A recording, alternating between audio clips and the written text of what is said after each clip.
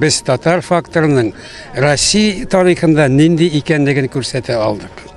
Һәм шул исәптән иң беренче безнең дәүләтчелегебезнең башлангычы чын үзәге Алтын Урданың ни рәвештә йогынты ясаганлыгын күрсәтә алдык. Менә ул безнең өчен бик зур нәрсә ул. Чөнки заманында безгә шушы Алтын Урданы ерткычлар дәүләте, ул шул кадәр русларга зарар китергән дәүләт, аның дошманы дип күрсәткәннән, шушы дәрәҗәгә җитү ул зур мәртәбә безнең өчен. Без менә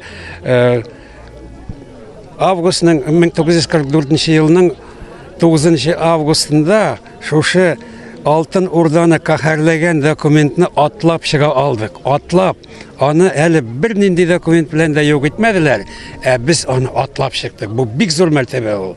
Бер нинди карарсыз, бер нәрсәсез без Алтын Урданы чын мәгънәсендә татар дәүләтенең башлангычы итеп, һәм аның чын мәгънәсендә менә шушы бүгенге яшәешкә ясаган йогынтысын күрсәтә алдык.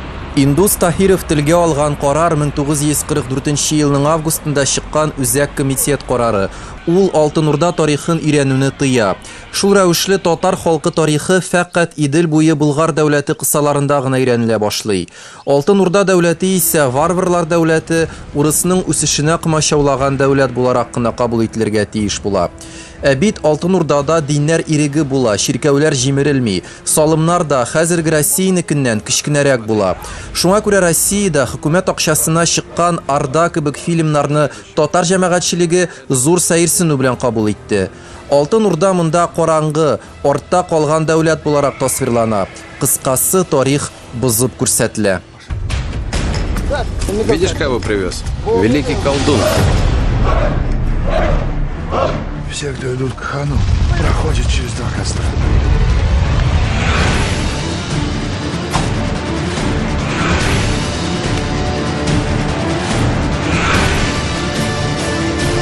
Не дай ему умереть, пока не увидел, как я сожгу его город.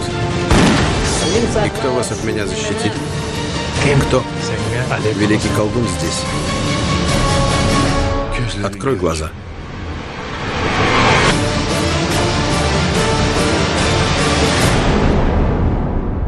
Саратов белән Үкәк арасында элемтә, тарихи элемтә бар, һичшиксез бар. Без аны белеп торабыз. Чөнки Саратов шул ук Үкәкнең урнысында урнашкан. Саратов Үкәккә бик зур ошаган үзенең русчаткә лицо города. Безнең пока халык күбүк даже галимнәр шул фикергә әле килергә генә тиешләр. Барыбер киләләр. Чөнки Саратау шул ук функцияләрен үтәгән Идел буенда. Идел аша күчү, сәүдә эшләрен алып бару, барысында хәзер шул ук Саратов 14-нче гасырда Үкәк каласы чәчәк ату чорын кичерә. Инде әйткәнебезчә, шуннан сүлпәнәю чоры җитә. Аксак Тимер һөҗүм итә. 1395 елда тау ишелеп Үкәкне тәмам җир йөзеннән юкка чыгара. Америка Кушма Штатларыннан килгән профессор Юлай Шамил оглу тагын бер әйбергә игътибар итәргә чакыра. Ул да булса уаба чире, ягъни чума. Европа илләре халкының яртысын бетергән әлеге бәла Идел буена да үтеп керә. 20-25 мең кеше яшәгән Үкәктә күп дигәндә 5 мең кеше кала. Тик татар тарихында уаба турында мәгълүмат юк диярлек. Ни өчен? Rəsəydəki klassikalik historiografiyada Monqollar kildilər, yauladılar, xalqlarını qulluqa satdılar, Rusların kanını içdilər desək, salım arqılı falan.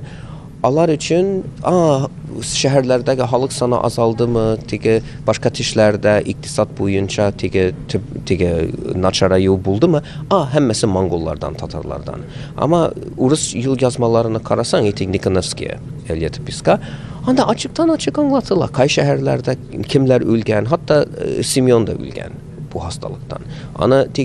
Bu metodika, tarixin metodikasına beylə. Siz çıxanaqlarga qarab, sorovlar koyup da tekşirmesəgiz, sizin başınızda nindidir miflər, stereotiplər bolsa, həm anga tayanıb fantaziyalarını yazsağız, bu vaxtda tarix şuna çıgar.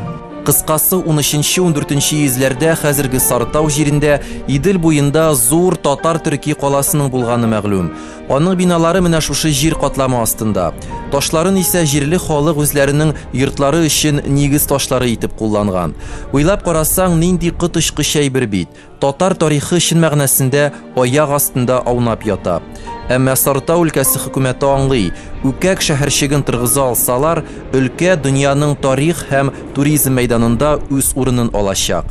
Инде хәзер үкәкне, Болгарны кебек үк бөтен дөнья ЮНЕСКО мирасы исемлегенә кертү турында сүз бара. Ул хакта губернатор да ачыктан-ачык әйтә. Сарытау өлкәсе Сабан туенда ясаган чыгышы. И ту задачу, которую мы перед собой ставим, преемственность образования нашего города Саратова. И все-таки оно исчисляется, как бы ни спорили сегодня ученые, это уже подходим к 1000-летию. Для нас принципиально важно это подтвердить на всех уровнях, федеральном, мировом уровне, для того, чтобы все-таки ту программу празднования нашу, и которая